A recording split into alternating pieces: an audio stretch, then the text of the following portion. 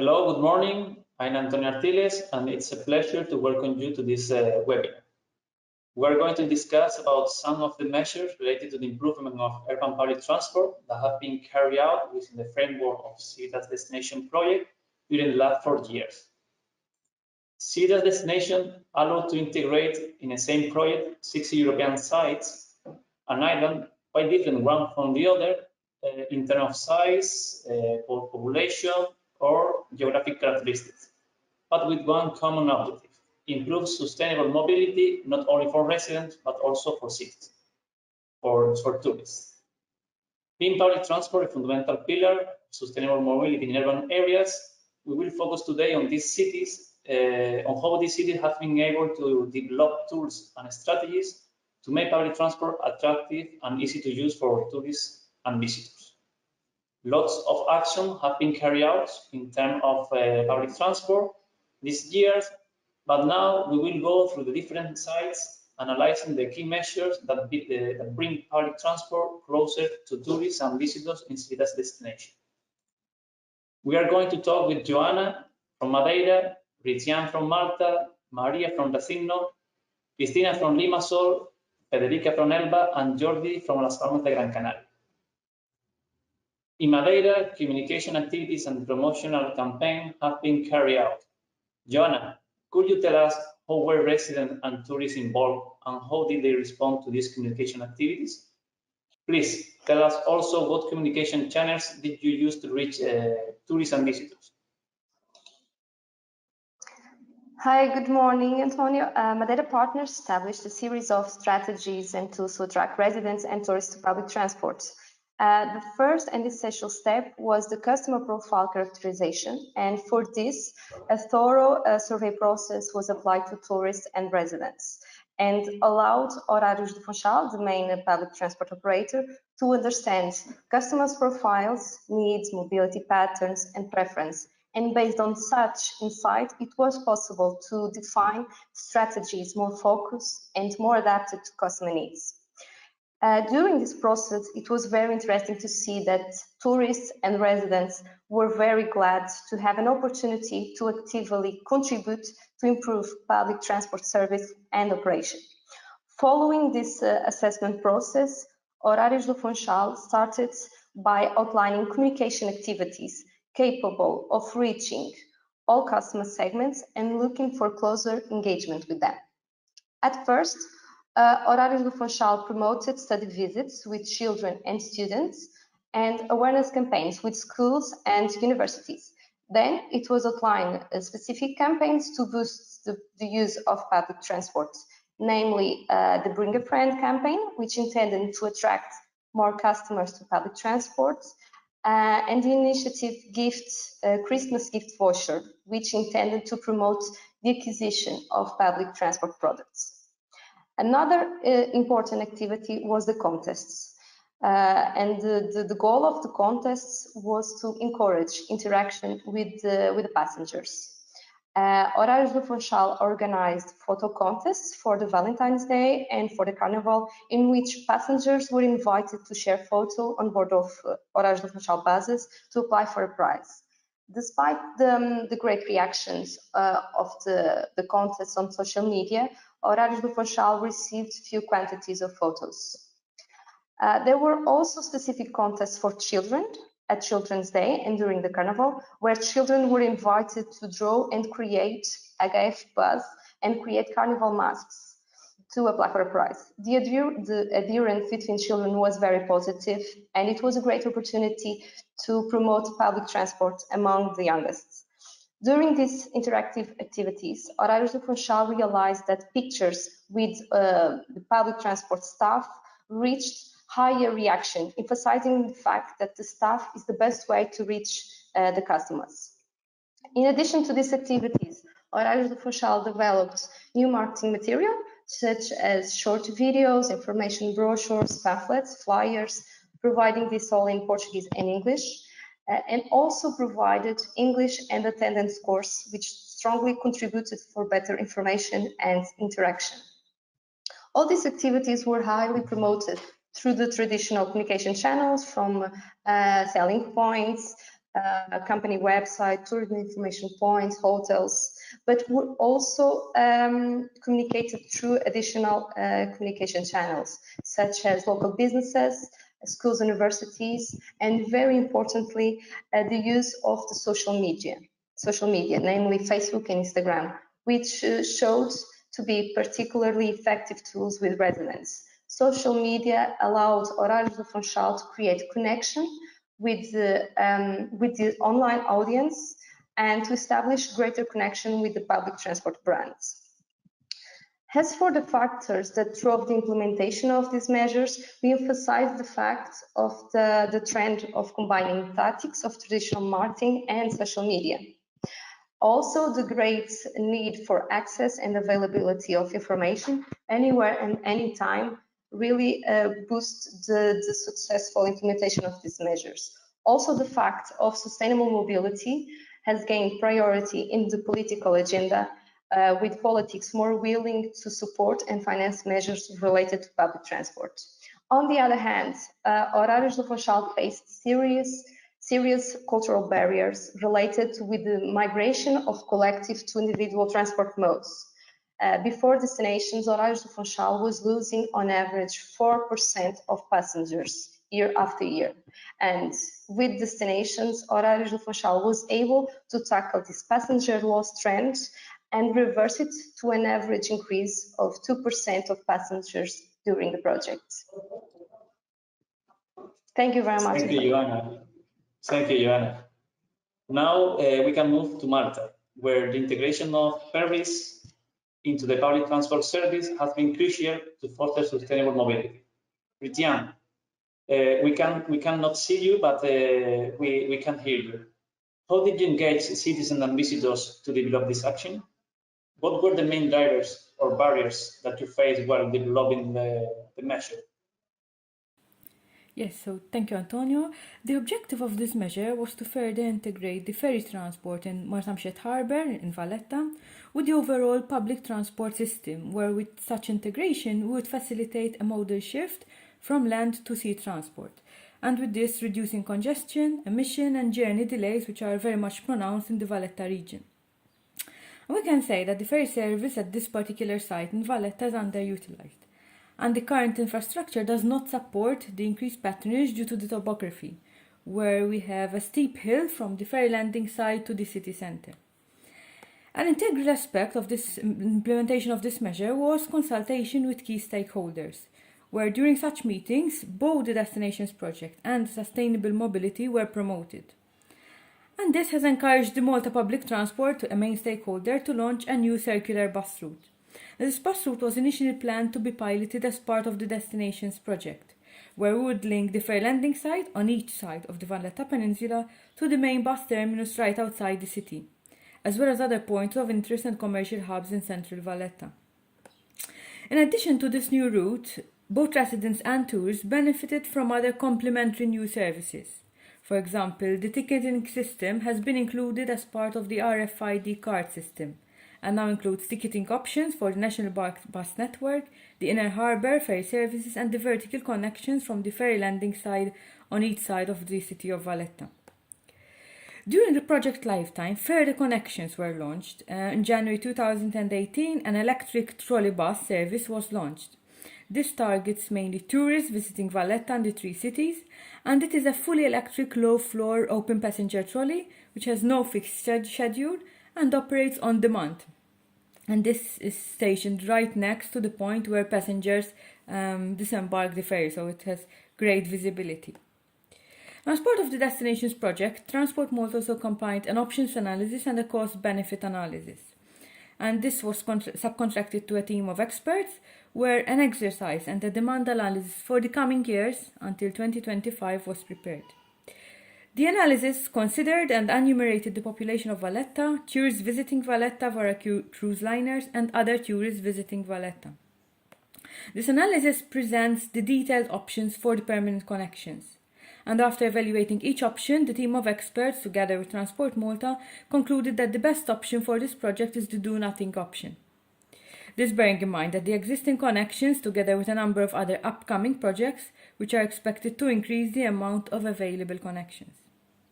Now, to better understand the effect that these measures are having, we obtained patronage data from the Malta public transport. And this data shows a steady increase in users over the past 2.5 years, with a peak in the summer months.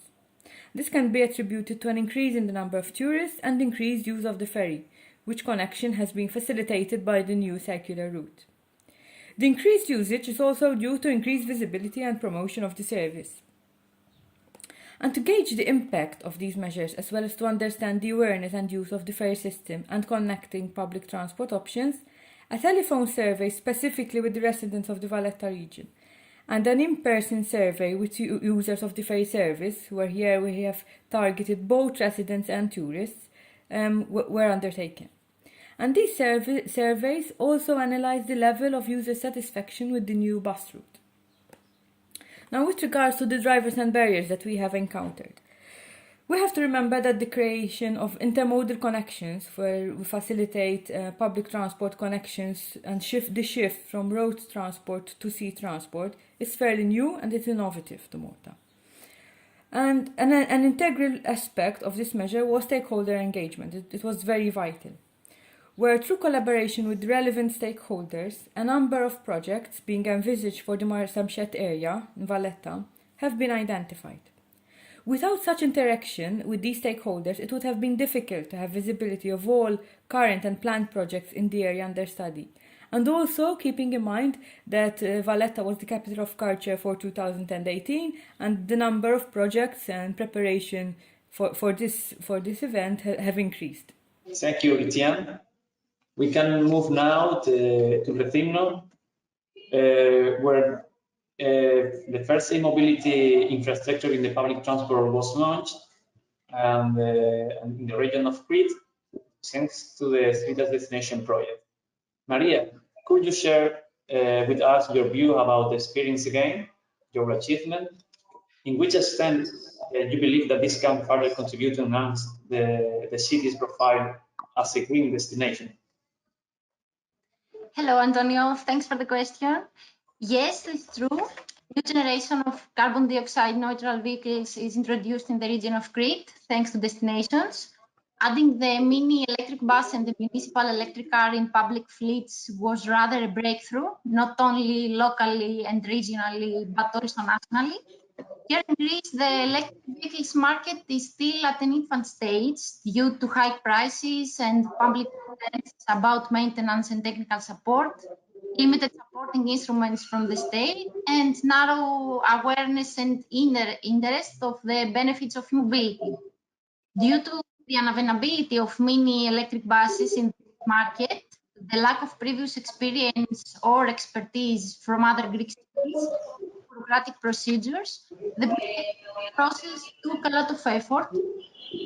A number of regulatory issues have triggered delays to the bus circulation launch for almost 1 year, but we were able to overcome the bureaucracy procedures for procurement and licensing by the competent ministry, and finally Riducendo proudly initiated the bus operation in July 2019, which has become the talk of the town and gained a wide national coverage of media and interest from other municipalities and relevant stakeholders. The minibus has a capacity of 23 people and is accessible to all, such as people with disabilities and parents with baby carriages. We choose a vehicle with small dimensions, therefore suitable for circulation in the narrow streets of the historic center. It operates a new bus line.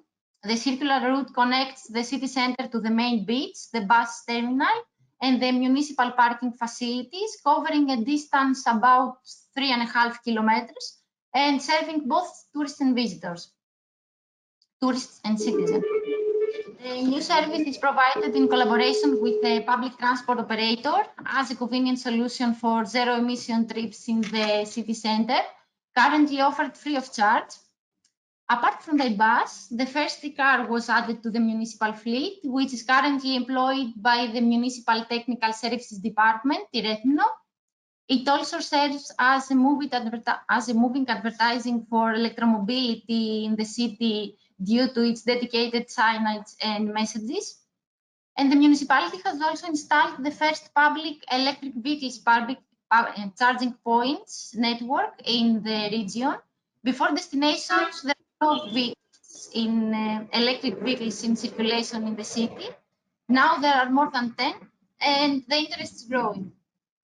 This innovative act for a Greek city enhances the city eco profile and supports its vision to become a green destination. Based on teamwork, Rethymno has received numerous awards at national and European level, with 2 medals in the Best City Awards 2018, 1 gold for Best Sustainable Transportation and 1 bronze for Integrated Initiatives for Sustainable Mobility. We got a double award in Greek Travel Awards 2019, and the most recent, the 2nd place in large municipalities in European Mobility Week Awards of 2019. And was the measure adopted by local and regional stakeholders, and how it was embraced by the citizen and visitor of Rethymno? Could you comment about its potential upscaling and replication in the wider area of the region? An important success factor was the cooperation with the public transport operators since the measure design phase, resulting in the integration of the bus in its fleet and bus service schedules. This ensured the bus operation sustainability after the project's life end. And furthermore, the public transport operator is currently examining the possibility of upgrading its fleet with the procurement of more green vehicles. The design of the new circular route followed consultations with the public transport operator, the taxi association, and the local tourism stakeholders. Residents and visitors were also actively involved in the design of the bus route, discussing and voting amongst alternative scenarios during open-air interactive workshops. And finally, the design route, considering all views, was approved by the municipal council. The bus launch was embraced by the hoteliers and tourism operators who promoted its route and itineraries to their customers, and it's also promoted by the Sustainable Mobility Agency services. Rethymno and the Renewable and Sustainable Energy Systems Lab of Technical University of Crete launched a tailor-made campaign to promote electromobility and the use of the electric bus, including electric vehicles test drives and exhibitions, and promotional material prepared and distributed to hotels, to the public transport stations, to touristic offices and relevant associations. New bus stops and tailored bus signs were developed under this scope, using powerful visuals and messages. And the reaction of visitors and residents was enthusiastic, actually, resulting in more than 4,000 users in 8-month period. The COVID-19 outbreak disrupted the bus operation for almost 4 months, as happened to the public transport operation in a general sense. It's now back to its normal schedules, enjoying preference of many visitors for their travels in the city center. And being the first electric bus nationally, which integrated into a public transport fleet, has inspired replication from other follower cities. Several municipalities conducted Rethymno to learn about the procurement process and the experience from its operation. Also, based on the experience gained, the public transport operator is currently assessing the potential purchase of a second electric bus. The neighboring municipality of Iraklio announced also a 750,000 euros funding for the procurement of 2 electric buses. Thank you. Thank you, Maria. It's quite interesting. Let's move to Limassol. Thanks to Civita's destination and mobility application, and a travel planner has been introduced. Cristina, in your opinion, how useful is the new mobility application for visitors? And how tourists are informed about the system of this application? Hello, Antonio. Thanks to destinations, in Limassol we created a very interesting interactive mobility application and a travel planner that provides information to residents and tourists for their transportation in Limassol city center, but also in the region of Limassol. The application gives useful information for visitors about how they can commute and how and which way they can use in order to commute in the city center. It includes information regarding the nearest bus stop, bike sharing station, EV charging stations, municipal parking, hiking and walking routes, and attraction point. Also, the application, it can be seen as a user-friendly, and it is available also for iPhone and Android. The information that provides is a real-time information, and both residents and tourists can download the application, and they can schedule their trips. We have to underline that the application is focusing on the effective use of sustainable mobility modes for locals and for tourists also. By using this application, locals have the chance to plan their trips by using public transport and other sustainable mobility modes, so that they can adapt an environmental friendly way of life. And on the other hand, visitors can use the application as a tool for their to organize and to schedule their trips by using sustainable mobility modes. Actually, we have a data with 6,000 users of this application since the beginning of its development. This application is connected with a national system in Cyprus, so it can provide an exact and real-time information regarding the routes of the public transports, also the airport shuttle services for the tourists, intercity buses for urban and rural routes. The benefit of this application focus on the security, the efficiency, and to save cost and time also. With just one click, you can go everywhere. Also, this application is considered a very useful and practical tool to travel because you can find all the information you need.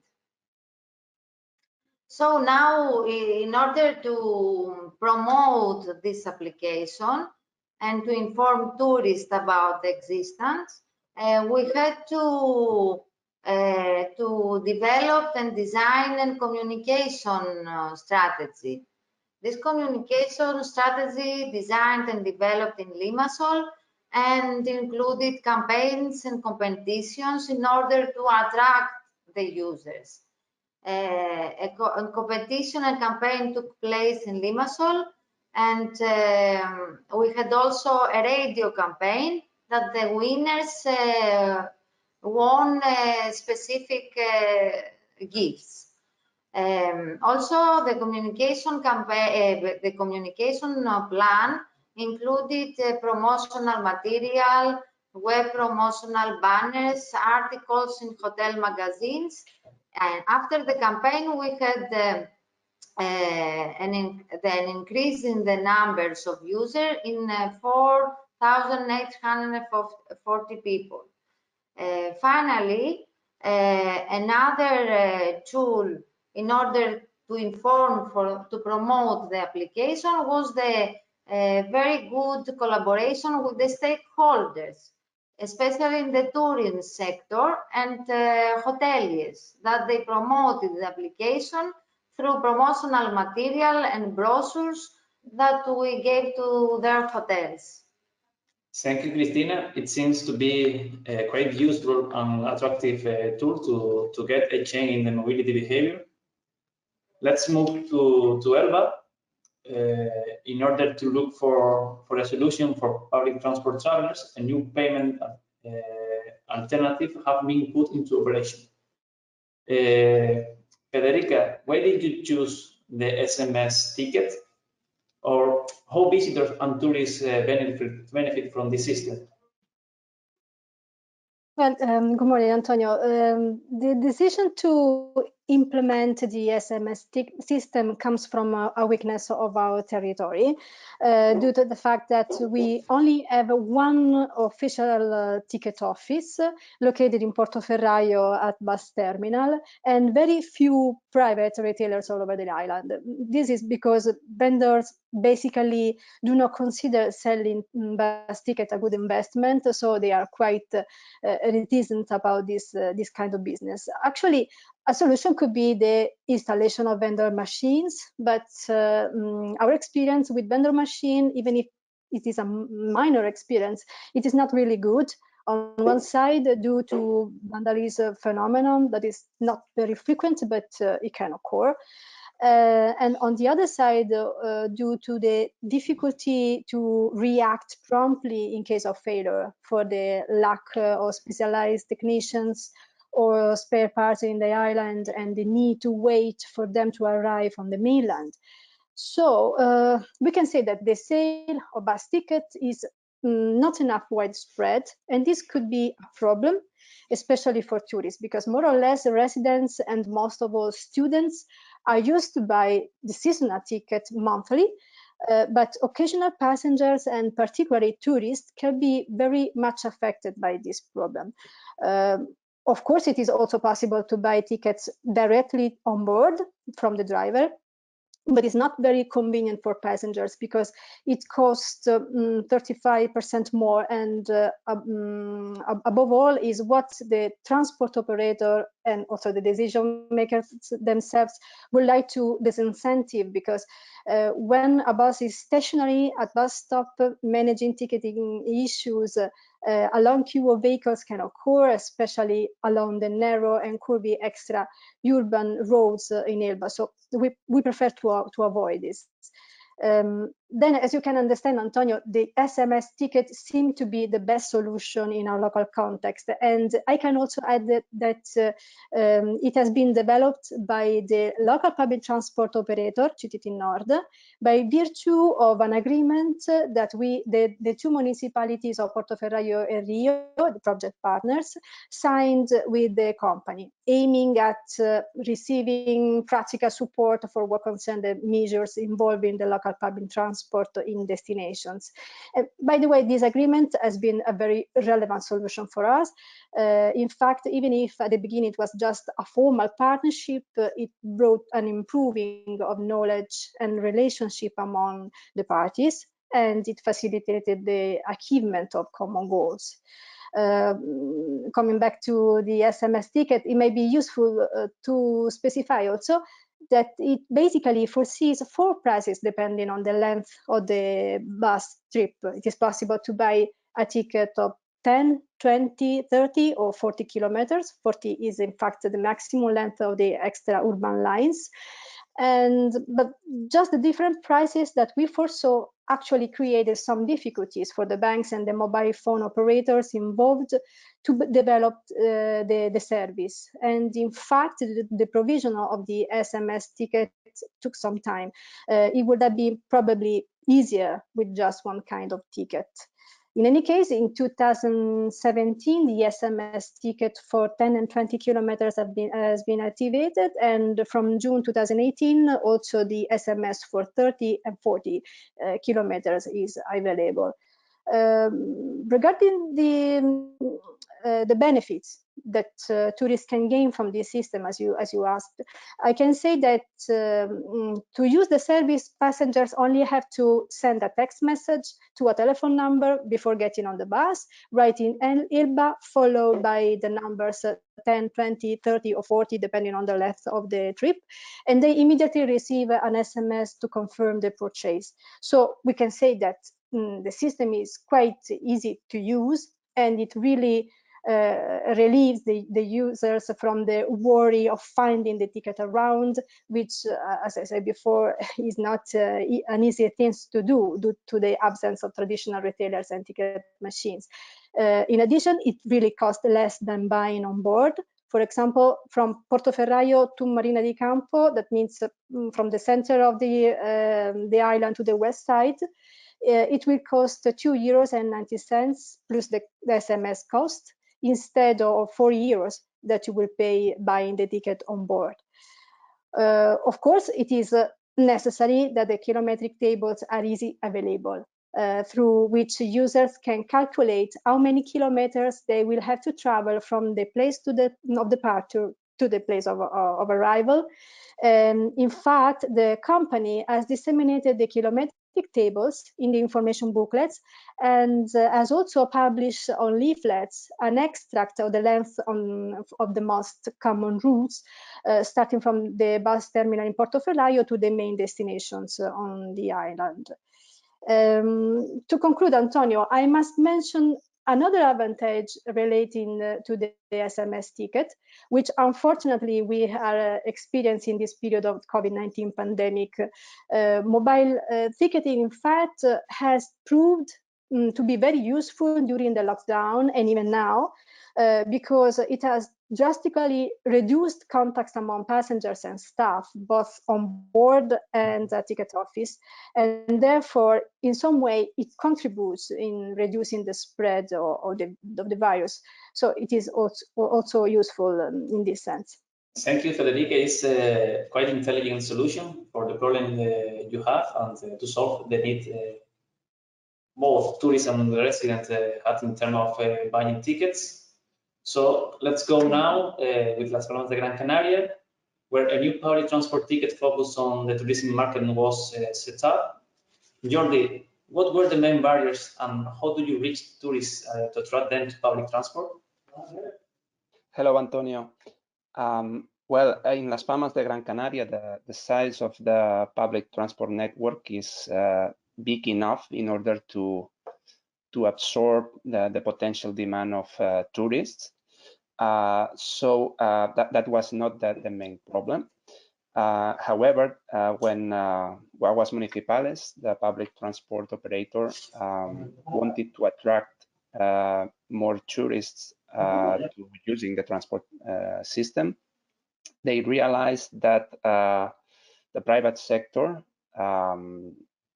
the touristic private sector in the city, in Las Palmas de Gran Canaria, had already done a lot of work, and they were quite advanced in terms of attracting tourists to using their mobility and transport services. So in order to make public transport more accessible for tourists, Guaguas Municipales decided to develop and set up new touristic-oriented tickets in order to facilitate moving around the city to visitors and tourists. So together with the tourism board, Guaguas Municipales analyzed the travel patterns and mobility behavior of tourists around the city. And after this assessment, Guaguas Municipales developed a one-day ticket and 3 days ticket with no limits of trips. Besides that, and thanks also to the collaboration of the tourism board of the city, Guaguas Municipales was in touch with the Hoteliers Association in order to reach an agreement to sell these tickets directly in hotels and apartments, trying to reach tourists much more in a direct way. Thank you, Jordi. To sum up, within Ciudad's destination project, each side has developed several solutions to solve the needs of residents and also the needs of tourists and visitors in terms of urban mobility. Sometimes, for the same problem, we have found a common solution, while in other cases, for the same problem, and due to the characteristics of each site, different alternatives have been developed. That makes the project a very interesting living lab due to several of these solutions can be replicated or adapted to other scenarios. Thank you very much for all of you to attend this meeting, and we will see you soon.